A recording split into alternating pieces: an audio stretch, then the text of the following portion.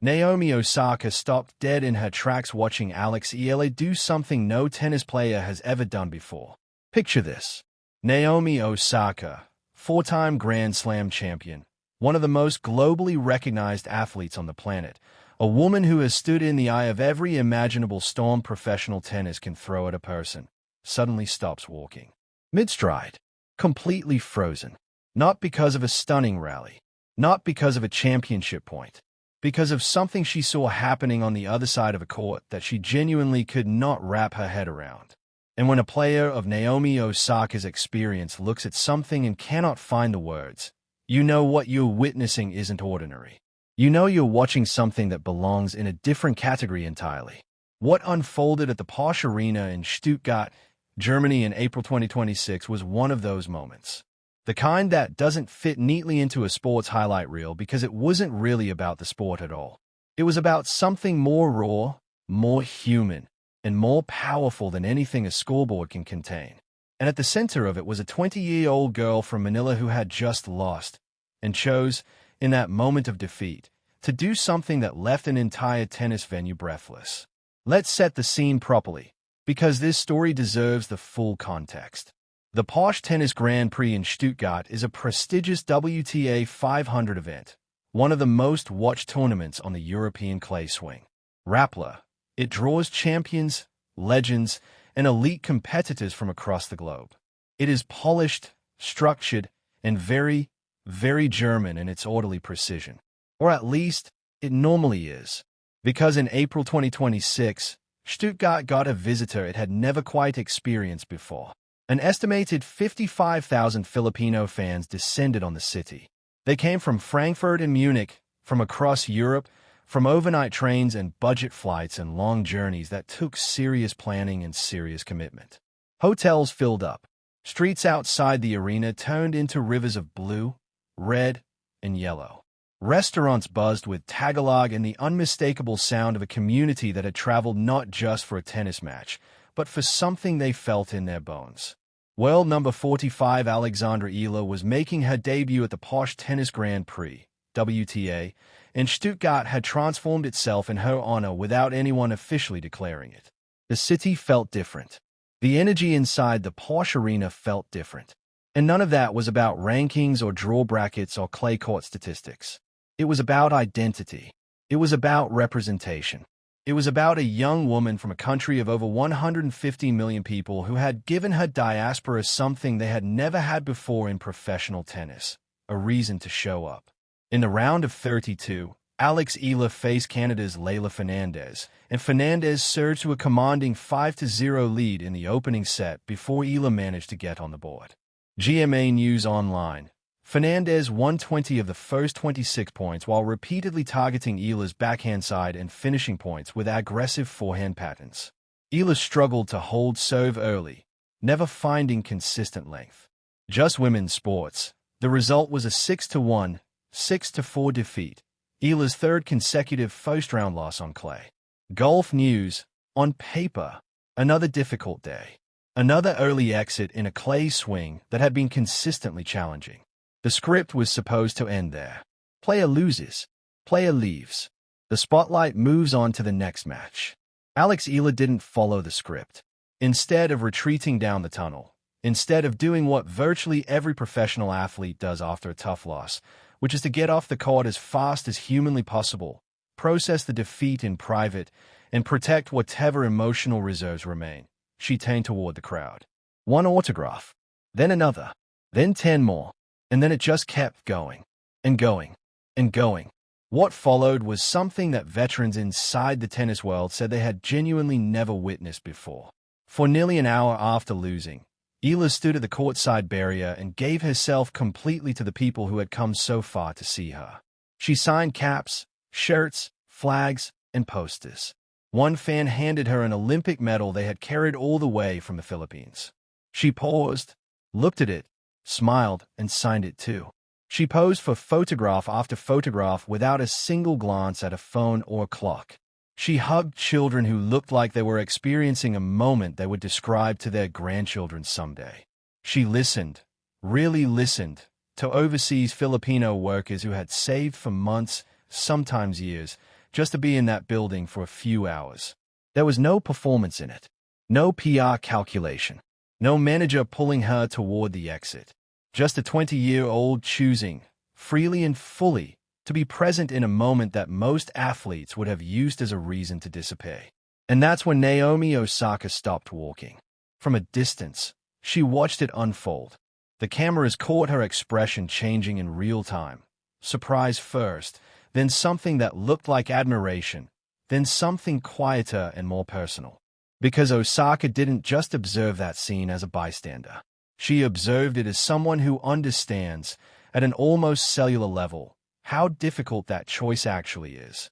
Her own journey through professional tennis has been marked not only by extraordinary success, 4 Grand Slam titles, global fame, a cultural footprint that extends far beyond sport, but also by very public, very honest struggles with the psychological weight that comes with all of it.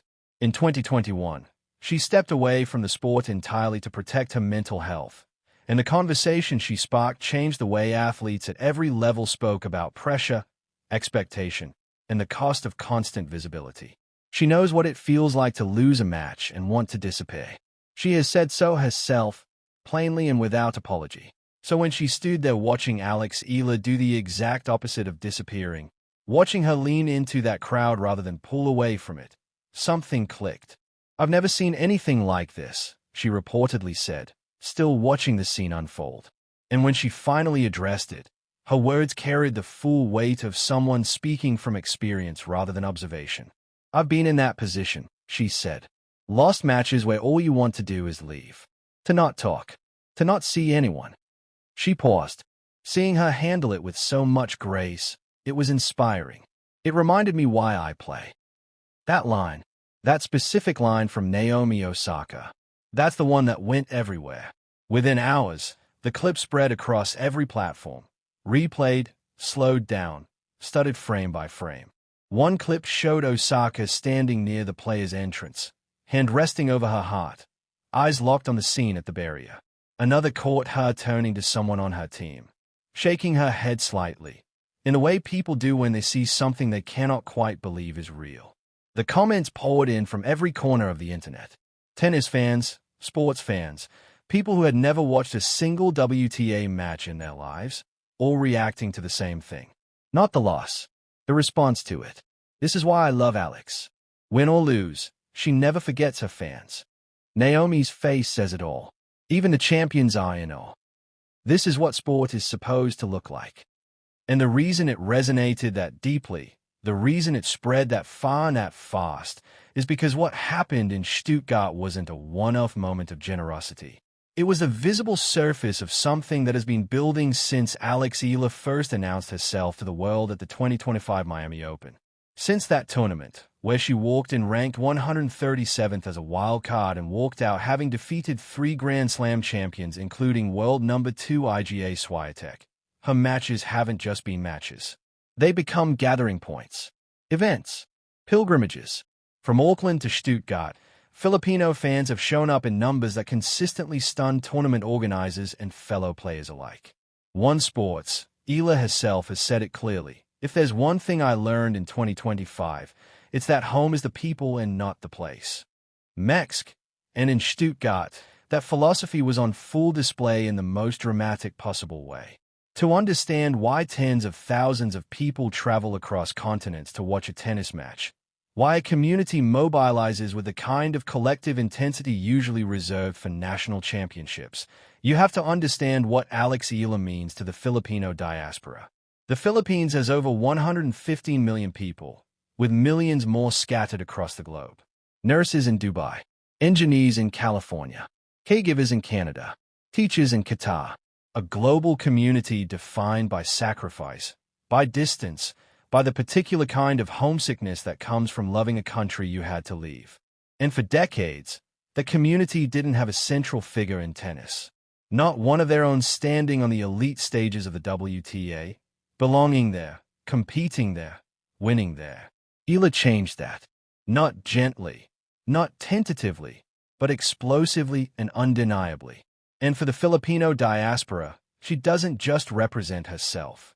She represents access where there was none. Possibility where there used to be only limitation. She became the youngest Asian woman to record top 10 victories in multiple WTA 1000 events, achieving the milestone at 20 years and 268 days old, 82 days younger than Naomi Osaka when she reached the same benchmark. International Business Times. That comparison is not incidental. It places Eala in a conversation that, for Filipino tennis, had never existed before. And the fans know it. They feel it in a way that goes beyond sports statistics and into something more personal. That's why the atmosphere around her is unlike anything the tour typically sees. In a sit-down interview before her Stuttgart match, Eala spoke openly about balancing the loud and proud support of her fan base with the composure needed to compete at WTA level. WTA. She navigates that balance with a maturity that belies her age. She knows the fans sometimes overwhelm stadiums with energy that disrupts play. At the 2026 Australian Open, Filipino fans were called out by the umpire multiple times for making noise during rallies, with her opponent even complaining about the crowd. Inquirer.net. But even those growing pains of a brand new tennis nation discovering how to be a tennis crowd, speaks to something real. These aren't manufactured supporters following a trending name. These are people who feel personally connected to every point she plays. One veteran referee put it simply, when players come from countries like the Philippines, the stadium starts to feel like a Davis Cup tie. National, emotional, unified. That's exactly what Stuttgart became on that April afternoon. Not a tennis match, a statement of belonging. And after the match was over, after the scoreboard showed the defeat, the fans didn't leave. They stayed. And Eala stayed with them. She didn't have to do that. One fan said, tears still present. She could have just walked away. But she stayed. She hugged us. She thanked us.